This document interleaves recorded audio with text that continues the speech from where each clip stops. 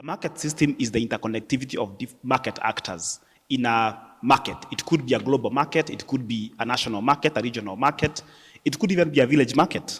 But there are different market actors in that regard. Let's talk about fodder, for instance. The fodder, we have the livestock owners. We do have fodder growers if the livestock owners are not the same as fodder growers.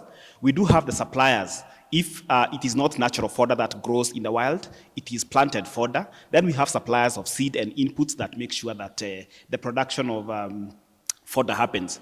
We have transporters. If that hay is going to be used not in the location where it is produced, it needs to be transported 1 kilometer, 2 kilometers, 10 kilometers, and in the case, as we are going to see during the life of the project, 100 kilometers within the county and even outside the county. So all those are different market actors.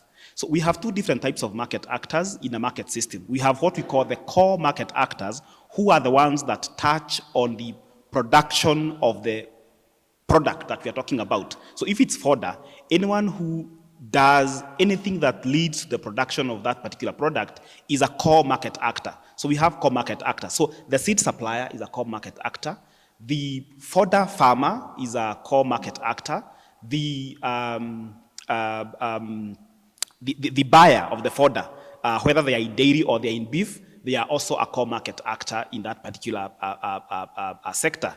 We also have the second category of what we call the peripheral market actors. These are the market actors who they may not touch the product or the service, but their actions or their behavior influences the way that particular product either reaches the market or it is produced. And I'll give an example.